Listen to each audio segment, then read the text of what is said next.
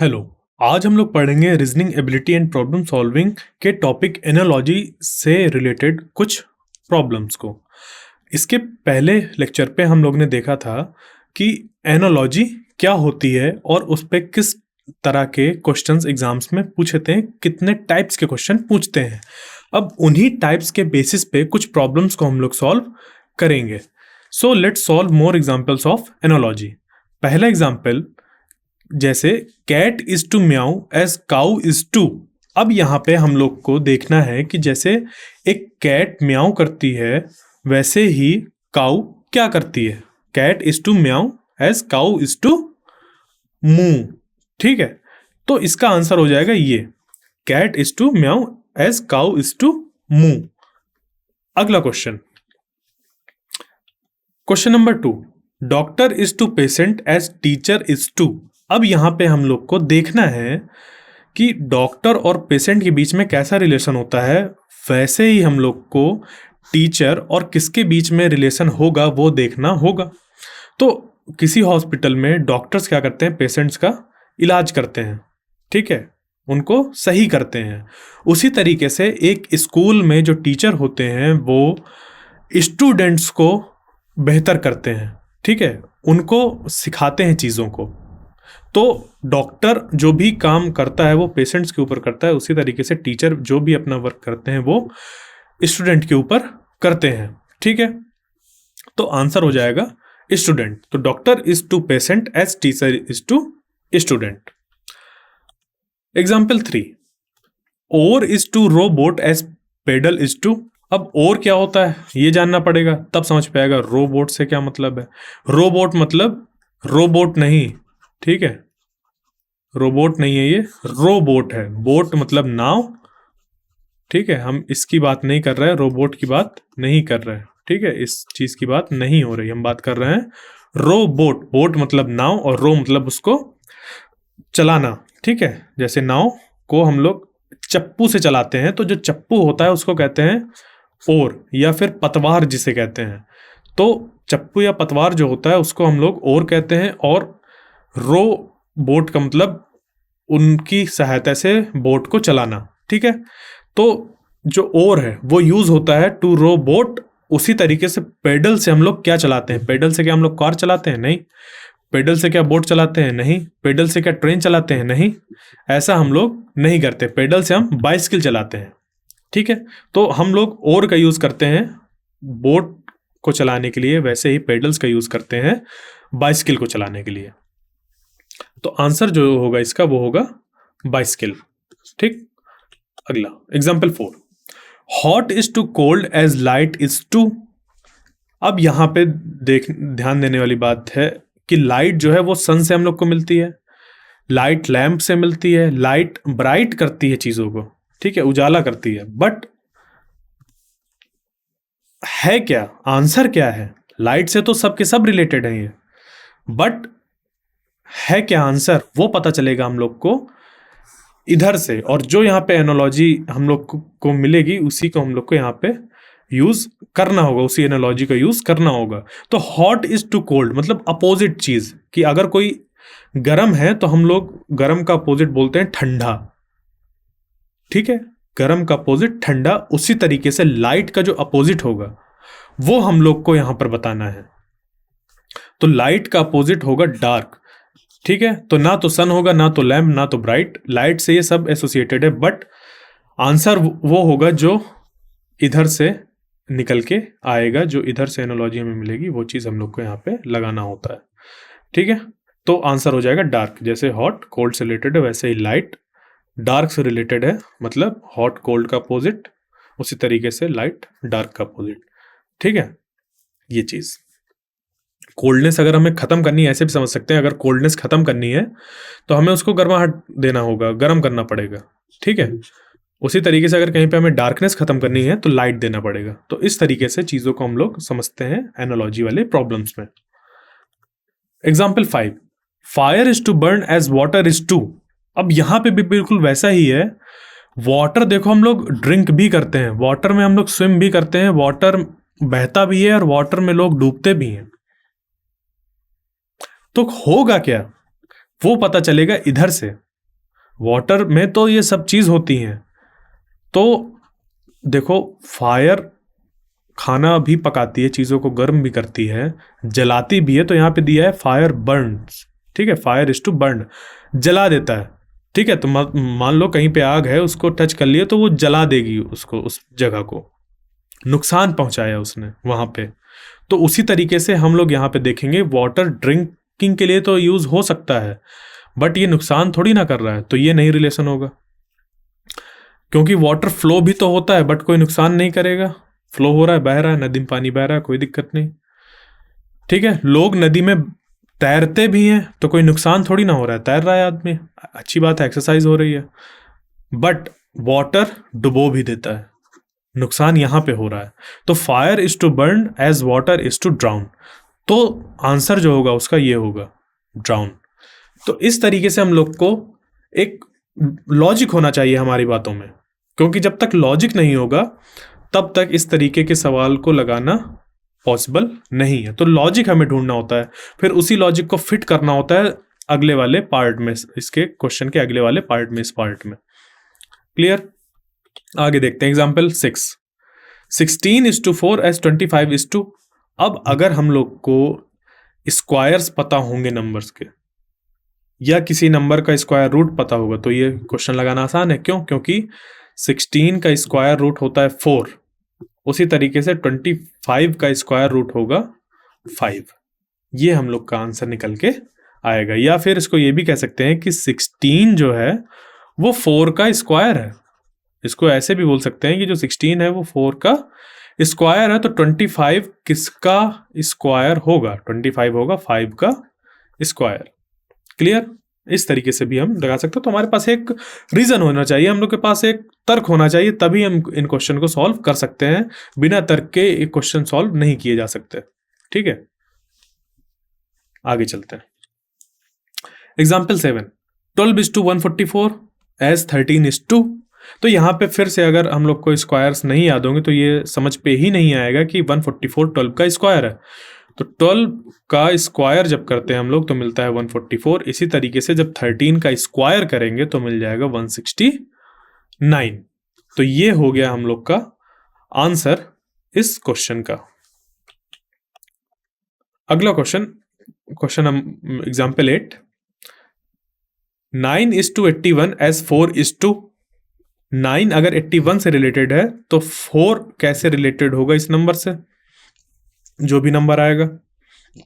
या फिर इस तरीके से भी कह सकते हैं कि 81 तब मिल रहा है जब 9 का स्क्वायर कर रहे हैं। जब 9 का स्क्वायर कर रहे हैं हम लोग तो 81 मिल रहा है। उसी तरीके से जब 4 का स्क्वायर करेंगे तो यहां पे हम लोग को 16 मिल जाएगा। वही रिलेशन है यहां पर, तो 16 हो जाएगा आंसर। Example 9, 30:3 as 50:2।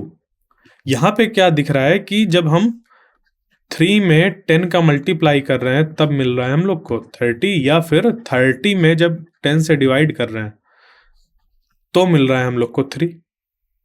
दोनों से निकल सकता है ये कि इस नंबर पे जब हम लोग 10 का मल्टीप्लाई करेंगे तो मिलेगा 50, या फिर 50 में 10 से डिवाइड कर दो तो मिल जाएगा वो नंबर 5। ठीक है, ये चीज, तो आंसर हो जाएगा इसका 5। ये नंबर एनोलॉजी के क्वेश्चंस हैं ये, ठीक है। तो ये जैसे ये लिखा है 749, तो स्क्वायर करने में ये फिर से आ रहा है 7 स्क्वायर 49, उसी तरीके से 6 स्क्वायर 36। क्लियर? आगे example 11, lily is to flower as oak is to. अब इस तरीके के चीजों को सॉल्व करने के लिए हमें पता होना चाहिए लिली क्या होता है, ओक क्या होता है। तो यहां पे तो जैसे समझ पे आ रहा है लिली इज टू फ्लावर, मतलब लिली एक फ्लावर है, ठीक है। ओक क्या होता है अगर वो नहीं पता तो यहां तो हम आंसर बता ही नहीं सकते। ओक क्या बार्क है किसी चीज की, मतलब छाल है, पेड़ की छाल होती है, या वो खुद एक पेड़ है। ओक क्या एक पत्ती है या फिर एक फल है? ओक है क्या? तो इसके लिए हम लोग को चीजों को भी पता होना चाहिए कि किस किस तरीके की चीजें एग्जिस्ट करती हैं। तो ओक एक तरह का ट्री होता है, ठीक है। ओक एक तरह का ट्री होता है। तो जैसे लिली एक फ्लावर है वैसे ही ओक एक क्या होगा, ट्री होगा। ठीक है, ओक फ्रूट भी हो सकता था, बट ओक फ्रूट नहीं है। मतलब इस तरीके से हो सकता था कि जैसे यहाँ पे लिली फ्लावर दिया हो तो ओक फ्रूट हम लोग लगा सकते थे, बट ओक फ्रूट नहीं है, ओक एक ट्री है। ठीक है, तो इस वजह से हम लोग को यहाँ पे ट्री लिखना पड़ेगा। ठीक है, ये आंसर हो जाएगा। Orange is to fruit as potato is to, तो अब हमें ऑरेंज पता होता है क्या होता है, वो है एक फल। उस तरीके से पोटैटो क्या है, एक वेजिटेबल। ठीक है, अब देखो पोटैटो में ये भी लिखा हुआ कि पोटैटो येलो है। ठीक है, येलो कलर की थोड़ा होता है, पेल कलर की। पोटैटो को छीला भी जा सकता है, पोटैटो स्वीट पोटैटो भी होती है।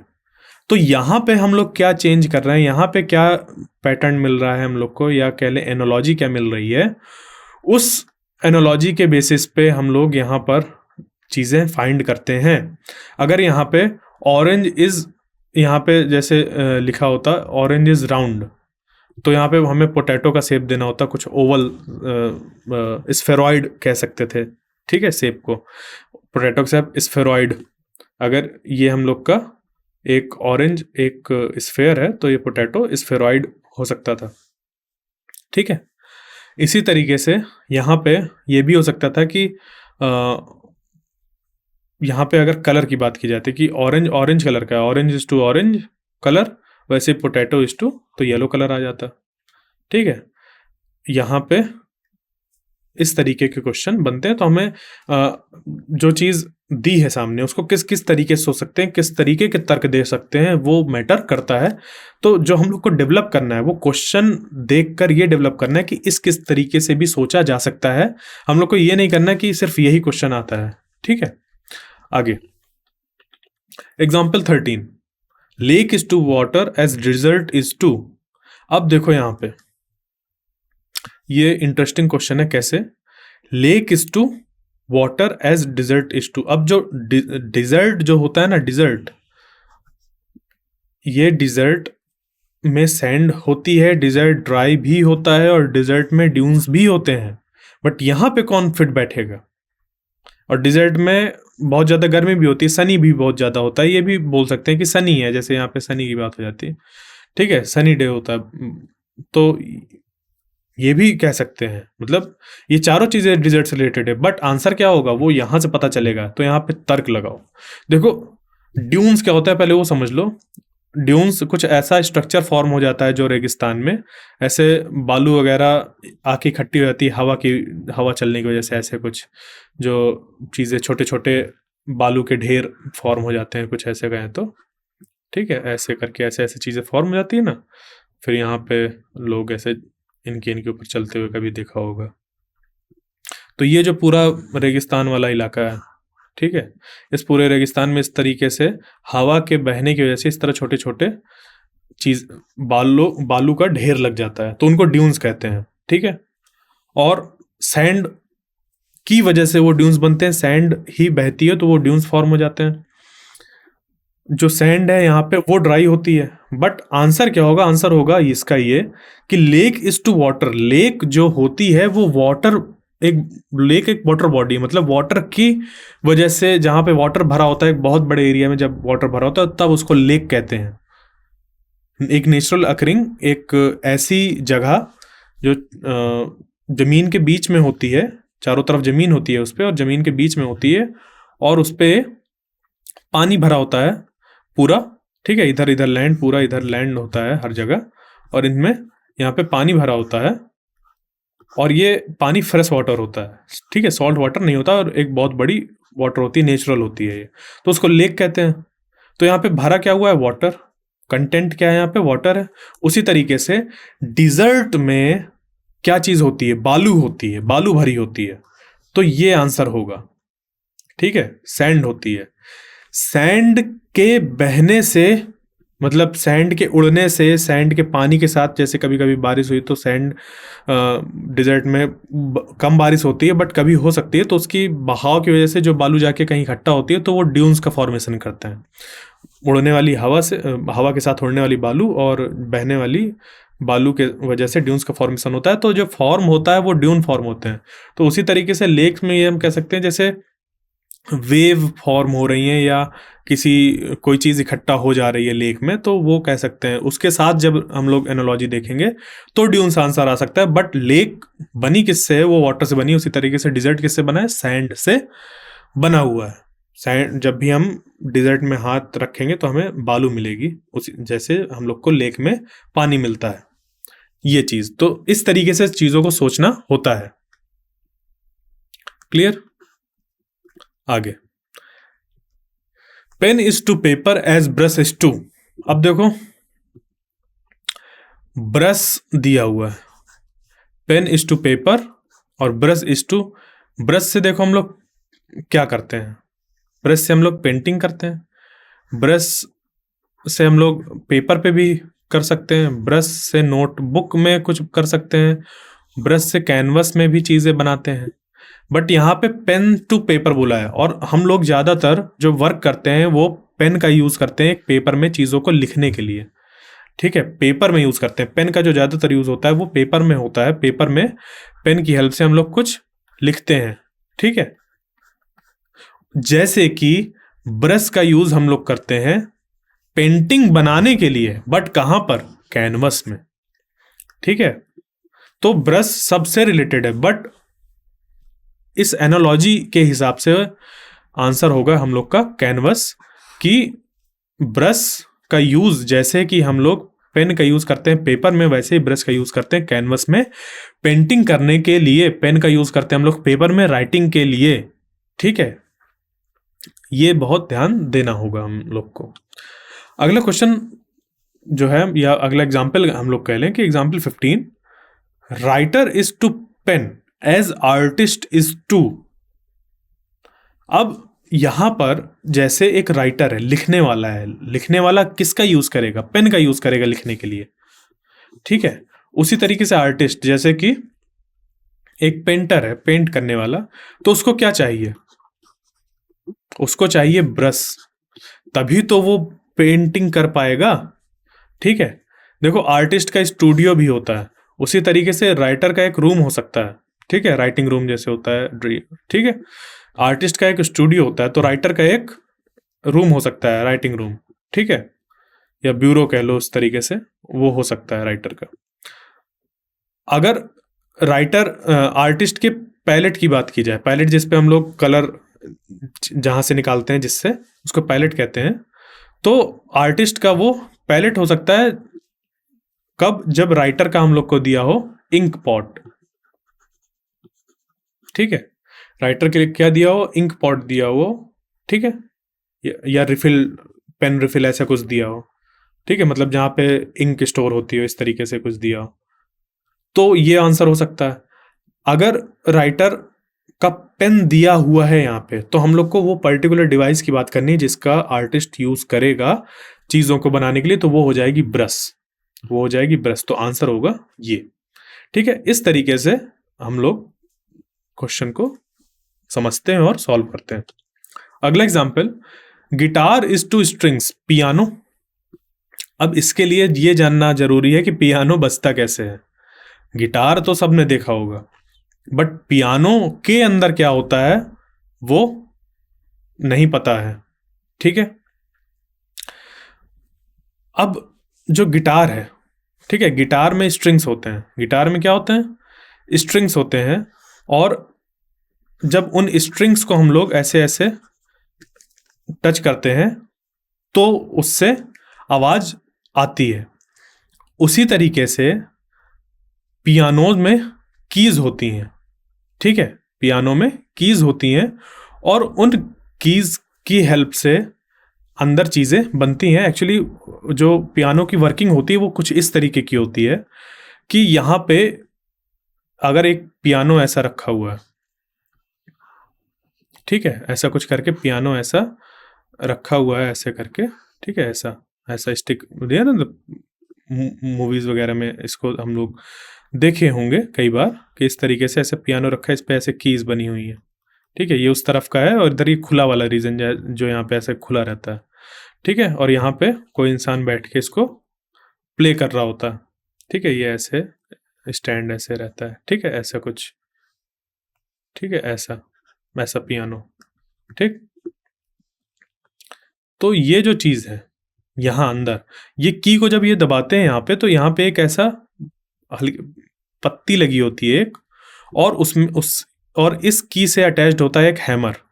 ठीक है, उस की से अटैच्ड होता है एक हैमर। वो हैमर इस पत्ती को क्या करता है, स्ट्रक करता है। ठीक है, जैसे ही हम यहाँ पे की दबाते हैं तो वो उसको क्या करता है, स्ट्रक करता है। तो इस पे देखो, इस पियानो हैमर से भी रिलेटेड है। पियानो में स्टिक्स भी होती हैं यहां से इसको कनेक्ट करने के लिए। पियानो में पेडल्स भी होते हैं, नीचे तरफ इस जगह पे पेडल्स होते हैं जिनसे ये सेट करते हैं कि जब किसी की को दबाएंगे तो उससे आवाज़ लगातार निकलती रहेगी, या फिर हम दबाएंगे तो आवाज़ निकलेगी और रुक जाएगी, आवाज़ निकलेगी रुक जाएगी। तो ये चीज़ें सेट करने के लिए पेडल्स होते हैं, और कीज होती हैं वो सरफेस जिसको हम लोग टच करके आवाज़ निकालते हैं। जैसे कि गिटार में स्ट्रिंग्स को टच करते हैं हम लोग, आवाज़ तो निकलती है स्ट्रिंग से, बट टच भी हम लोग किस चीज़ को कर रहे होते हैं, स्ट्रिंग्स को कर रहे होते हैं। उसी तरीके से हम लोग का जो पियानो होता है उसकी हैमर्स को हम लोग टच नहीं करते, उसके स्टिक को टच नहीं करते, उसके पैडल से आवाज़ नहीं निकलती। पैडल सिर्फ आवाज़ कितनी देर तक निकलेगी या किस तरीके की निकलेगी वो सेट करते हैं, बट आवाज़ तब निकलती है जब उसकी की को टच करते हैं। ठीक है, तो इतना चीज़ होता है तब जाके हम आंसर सही निकाल सकते हैं। तो guitar is to strings as piano is to keys. ठीक है, देख रहे हैं ना आप, ये सारी चीजें रिलेटेड हैं पियानो से, बट कौन सा सही है वो पता चलेगा यहाँ से। तो एक सही लॉजिक होना चाहिए, जैसे कि गिटार की स्ट्रिंग्स को हम अपने हाथ से टच करते हैं जब तब आवाज निकलती है, उसी तरीके से पियानो की कीज को जब टच करते हैं तब निकलती है। अंदर की मैकेनिज्म क्या है, अंदर क्या हो रहा है, वो बात की बात है। क्लियर? आगे, mountain is to peak as wave is to. अब माउंटेन्स की पीक होती है, जैसे ये माउंटेन है, माउंटेन की पीक होती है, जो सबसे ऊपर वाला पॉइंट होता है वो क्या होता है, पीक होता है। उसी तरीके से जो वेव होती है, ये जैसे माउंटेन हो गया, हाँ ये लेटेस्ट सपोज ऐसे कुछ, ये माउंटेन ऐसे हैं खूब ढेर सारे, यहाँ से ऐसे दिख रहे हैं, पीक्स बने हुए हैं सब, सबसे टॉप मोस्ट पॉइंट, ठीक है, वो ऐसा पीक कहलाया। उसी तरीके से वेव की अगर बात करें तो वेव में ये वाला जो पॉइंट होता है, इस पोर्शन को, जैसे कि यहाँ पे एक ऐसे लाइन ऐसे कर दें, तो ये वाला जो पॉइंट होता है, इस लाइन के ऊपर जब वेव ऐसे जाती है तो उसको कहते हैं क्रेस्ट। ठीक है, इसको कहते हैं क्रेस्ट। और ये वाला जो पार्ट होता है इसको कहते हैं ट्रफ।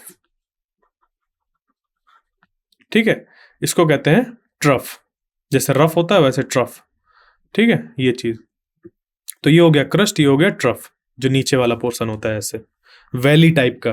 तो अगर क्वेश्चन ऐसा आ जाए, ठीक है, वैली से रिलेटेड कुछ क्वेश्चन आ जाए, तो ये ट्रफ का एग्जाम वहां पे एनोलॉजी हो सकती है। तो वेव का जो क्रस्ट वाला पार्ट होता है वो माउंटेन के पीक से यहाँ पे मैच उसको किया, तो ये आंसर हो जाएगा ये। क्लियर? देखो, वेव ओशन में भी फॉर्म होती हैं, तो हम ये कर सकते थे कि वेव ओशन नहीं, हमें वेव की प्रॉपर्टी बतानी है आगे। वेव कहाँ बन रही है ये नहीं बता रहे, माउंटेन में पीक है तो वेव के अंदर क्या है, वेव के अंदर क्रस्ट है। वेव कहाँ पर है ये नहीं बताना, अंतर है दोनों चीज में। माउंटेन में पीक होती है, उसी तरीके से वेव में क्या होता है ये बताना होगा हमें। वेव कहाँ होंगी ये हमें नहीं बताना। एकदम क्लियर? वेव बीच वगैरह में आती हैं, किनारे जो बीचेस होते हैं ओशन के, तो वहां पे वेव्स दिखाई देते हैं, तो वो भी नहीं है। तो आंसर ये नहीं होगा। ये चीज हम लोग को बहुत समझने पड़ेगा। ठीक है, तो ये हो जाएगा क्रस्ट। अगला example, author is to book as director is to. Author कौन होता है? जो बुक लिखता है, बुक को पूरा बनाता है, चीजें उस पर डायरेक्ट करता है उसको, मतलब कि ये बुक में ये होगा, बुक में उस पर इमेजेस होंगी, बुक में किस तरीके का मटेरियल जाएगा, बुक में कहाँ पे कौन सी इक्वेशंस जाएंगी, ये सब ऑथर डिसाइड करता है।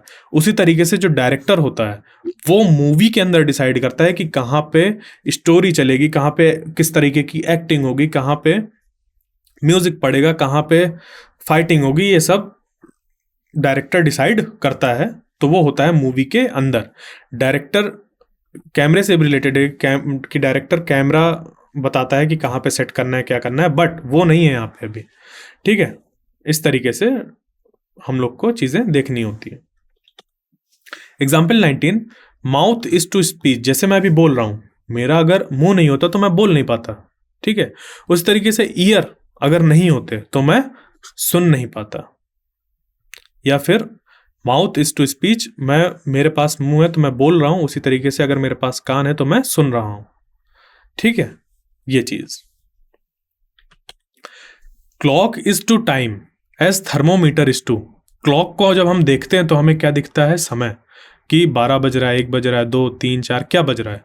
उसी तरीके से जब हम थर्मोमीटर में देखते हैं तो कौन सी क्वांटिटी को हम लोग देखते हैं, टेम्परेचर देखते हैं।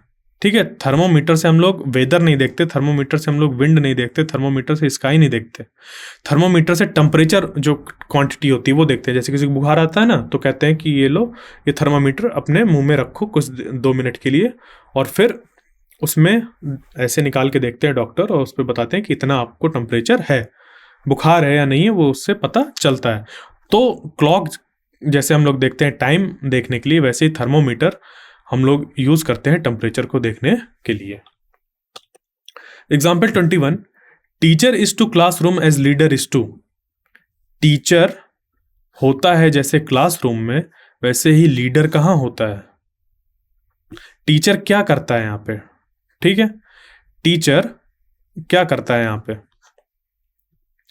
टीचर क्लासरूम में आकर गाइड करता है, जितने भी बाकी स्टूडेंट्स होते हैं उनको क्या करता है, गाइड करता है। उसी तरीके से जो लीडर होता है वो टीम को गाइड करता है। ठीक है, जैसे एक क्लासरूम है और उस क्लासरूम के अंदर स्टूडेंट्स हैं, उन स्टूडेंट्स को टीचर आकर क्या करता है, गाइड करता है। ठीक है, गाइड करता है। उसी तरीके से जो लीडर होता है, वो लीडर जो भी उसका ग्रुप होता है, ठीक है, जो भी उसका ग्रुप होता है उसको गाइड करता है कि कैसे वर्क करना है। ठीक है, समझ गए ये चीज। तो टीचर और लीडर क्या करते हैं, टीचर क्लासरूम को और लीडर अपनी टीम को, अपने टीम से वर्क कराता है, ये चीज। एग्जाम्पल 22, ठीक है, 12 इज टू 44, तो 5 इज टू 12 का स्क्वायर कितना 144, वैसे ही 5 का स्क्वायर 25, तो ये आंसर हो गया। आगे अगला example 23, 3 is to triangle as 4 is to, जैसे 3 और ट्राइंगल के बीच में रिलेशन है, मतलब जो ट्राइंगल है उसमें 3 साइड्स होती हैं, या ये कह लें कि 3 एंगल्स होते हैं। उसी तरीके से जो स्क्वायर होता है, स्क्वायर में 4 एंगल्स होते हैं या फिर 4 साइड्स होती हैं। ट्राइंगल में 3 एंगल होते हैं या फिर स्क्वायर में वैसे ही हम लोग की 4 साइड्स होती हैं, तो इसका आंसर हो जाएगा स्क्वायर। क्लियर ये चीज। अब यहाँ पे सर्कल, लाइन और डायमंड ये नहीं होगा, क्यों, क्योंकि सर्कल में तो कोई 4 चीज होती ही नहीं है। ठीक है, सर्कल में सेंटर होता है, सरकमफ्रेंस होता है, डायमीटर होता है, कॉर्ड होता है, रेडियस होता है, बट कोई ऐसी चीज नहीं होती जो 4 हो। ठीक है, स्क्वायर में है जिसपे 4 हो सकती हैं चीजें। ठीक है, जैसे ट्राइंगल में 3 चीजें होती हैं, 3 साइड या 3 एंगल, वैसे ही स्क्वायर में 4 साइड या 4 angle. Example 24, wind is to blow as water is to, wind क्या होती है हम लोग की, ऐसे मतलब विंड को हम ऐसे फ्लो कर सकते हैं। ठीक है, ऐसे फूंक सकते हैं हम लोग, एयर इज टू ब्लो जैसे, as water is to pour, water हम ऐसे डाल सकते हैं कहीं पे। ठीक है, ये चीज। एग्जाम्पल 25, इसमें दिया है tennis is to racket as soccer is to. अब टेनिस और रैकेट, इनका क्या रिलेशन है, हम टेनिस तभी खेल पाएंगे जब हम लोग के पास क्या होगा, रैकेट होगा। रैकेट क्या होता है, जिसपे हम लोग ऐसे ऐसा कुछ बना होता है, ऐसे करके पकड़ने वाला। ठीक है, ऐसे करके ऐसा, ठीक है, ऐसा ऐसा ऐसा होता है। ठीक है, ऐसा करके ये चीज यहाँ पे ऐसे ऐसे बना होता है।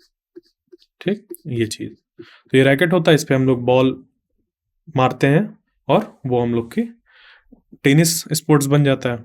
उसी तरीके से जो सॉकर होता है उस पे हम लोग को बॉल चाहिए होती है, ठीक है। फुटबॉल मतलब सॉकर एक ऐसा गेम है, फुटबॉल को ही सॉकर कहते हैं डिफरेंट डिफरेंट रीजन में। जैसे वर्ड के किसी पार्ट में हम लोग सॉकर कहते हैं, किसी पार्ट में फुटबॉल कहते हैं, ठीक है। तो ये इसका रिलेशन हो गया, जैसे टेनिस रैकेट से खेला जाता है वैसे ही सॉकर बॉल से या फुटबॉल से खेला जाता है। तो हम लोग ने आज 25 एग्जाम्पल्स पढ़े जो कि बेस्ड है एनोलॉजी के ऊपर, और एनोलॉजी में कितने टाइप्स के प्रॉब्लम होते हैं उनके बेसिस पे। ये 25 एग्जाम्पल्स हम लोग ने आज पढ़े। इसके अगले पार्ट में हम लोग और एग्जाम्पल्स को देखेंगे और प्रॉब्लम्स को देखेंगे कि किस किस तरीके के और प्रॉब्लम्स आते हैं, और उसके आगे फिर हम लोग PYQs को पढ़ेंगे। Thank you.